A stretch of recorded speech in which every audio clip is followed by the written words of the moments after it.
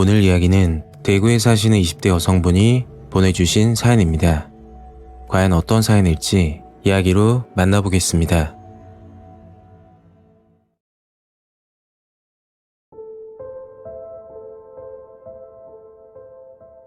때는 3년 전에 있었던 일입니다. 그 일을 겪고 나서 집에 혼자 있을 때나 또는 누가 찾아오면 더욱더 경계를 하게 되었습니다. 집집마다 돌아다니며 그런 짓을 하고 다닌다고 생각하니 상상만 해도 무섭습니다. 그 당시 19살, 수시를 합격하고 집에서 쉬고 있을 때였습니다. 어렸을 때 부모님이 이혼하셔서 아빠와 둘이 살고 있었죠. 아빠는 현장직을 다니고 계셔서 새벽 일찍 출근하고 저는 늦잠을 자고 일어나 오후 2시쯤 아침 겸 점심을 먹고 있었습니다. 저희 집은 오래된 빌라의 1층 집이라 가끔 사람들이 계단 오르는 소리까지 들리곤 했죠.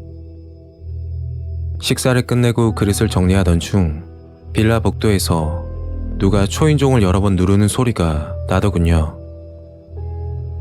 물론 저희 집은 아니고 옆집이었습니다. 옆집 손님이겠지 하고서는 신경 쓰지 않고 설거지를 하려는데 밖에서 남자와 여자 목소리가 들리더군요. 얼핏 들리는 소리가 여자와 남자가 싸우는 소리 같았죠.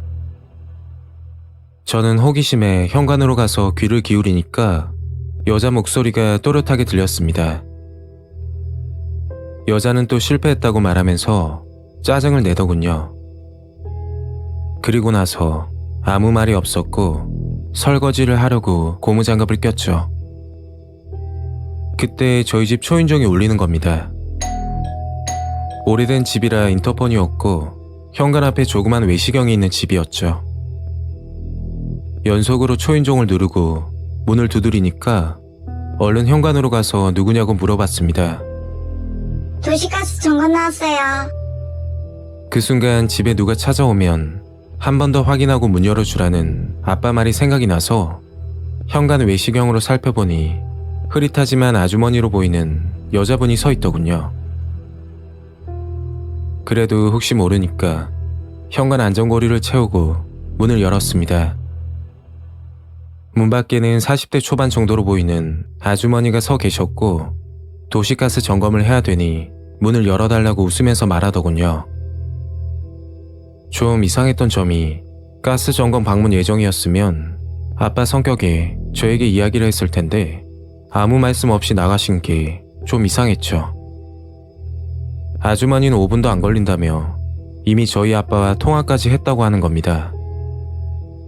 믿을 수밖에 없었던 사실이 있었는데 아주머니는 아빠 이름까지 언급을 하면서 말을 하길래 진짜인가 보다 싶어서 죄송하다고 말씀드리고 얼른 문을 열었죠.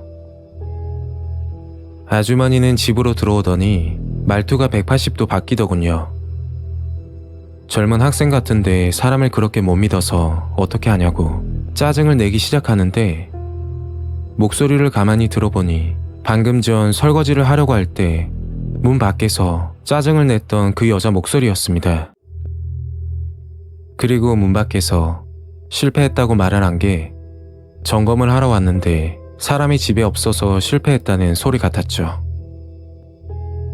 아주머니는 가스레인지 쪽으로 가더니 이것저것을 보다가 저를 급히 부르더군요. 그리고 심각한 표정으로 가스가 새고 있어서 교체를 해야 될 것 같다면서 말을 하는 겁니다. 아주머니는 담당 기사를 불러줄 테니 곧장 수리해야 된다고 했고 수리할 때까지 가스 사용을 못한다고 하시더군요. 당황스러워서 어리둥절하고 있으니까 어떻게 할 거냐면서 신경질적으로 다그쳤습니다. 제가 미성년자라 부모님께 말씀을 드린다고 하니까 아주머니는 곧장 어디론가 전화하더니 잠시 후 도시가스 조끼를 입은 남자분이 저희 집으로 들어오셨습니다. 정말 순식간에 일어난 일이었죠. 저는 아빠에게 전화했지만 일이 바쁘신지 통화가 되질 않았고 아주머니에게 이야기했더니 수리는 해야 된다면서 가스 없이 살 거냐고 짜증을 내더군요. 옆에 있던 아저씨도 수리 안 하면 위험하다고 겁을 주셨죠. 제가 학생이라 수리비가 없다고 하니까 기본 수리비는 10만 원인데 학생이고 집에 있는 조카 생각이 난다고 5만 원만 받는다면서 아저씨가 말하더군요. 그리고 정말 짜증났던 건 그 아저씨가 했던 말이었는데 제 몸매를 보더니 남자들이 좋아하겠다고 요즘 시대에 나이는 숫자에 불과하니 같이 밥이나 먹자면서 이상한 이야기를 계속 하는 겁니다. 결국 수리를 해달라고 했고 책 사려고 아껴둔 용돈을 꺼내서 드렸습니다. 수리는 5분도 안 돼서 끝이 나더군요.